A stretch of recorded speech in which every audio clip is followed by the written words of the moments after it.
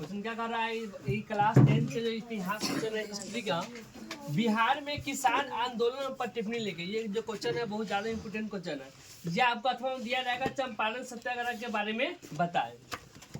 जब दोनों क्वेश्चन कहेगा तो आंसर क्या होगा, एक ही होगा।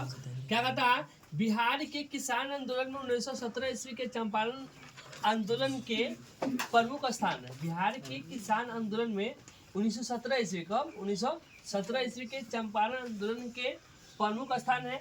इसे चंपारण सत्याग्रह भी कहते हैं। यह तीन प्रमुख स्थान है, यह तीन प्रमुख स्थान है। इसे चंपारण सत्याग्रह भी कहते हैं। यह तीन कठिया प्रणाली के खिलाफ था। कितना, यह तीन कठिया प्रणाली के खिलाफ था।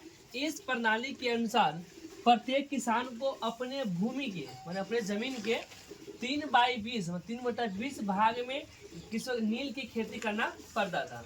कथी खेती करना पड़ता था, तो नील का। इस उपज के बहुत कम कीमत में ले लिया जाता था। लगान के दाम भी बढ़ा दिया गया था। लगान के दाम क्या कर दिया था, तो बढ़ा दिया गया था।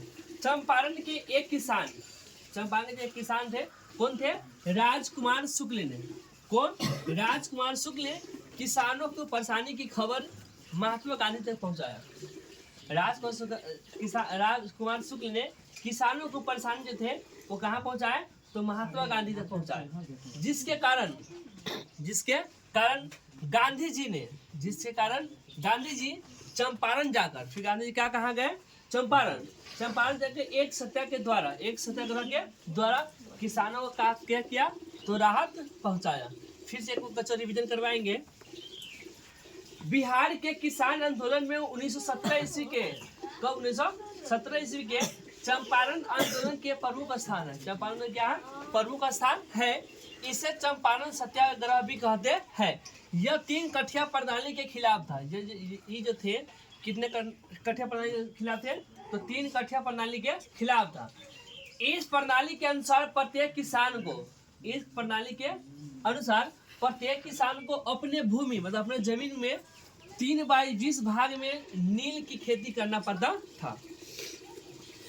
जो वहाँ के जो किसान थे उसको कितने भाग में जमीन नील की खेती करना पड़ता था, तो 3/20 भाग में।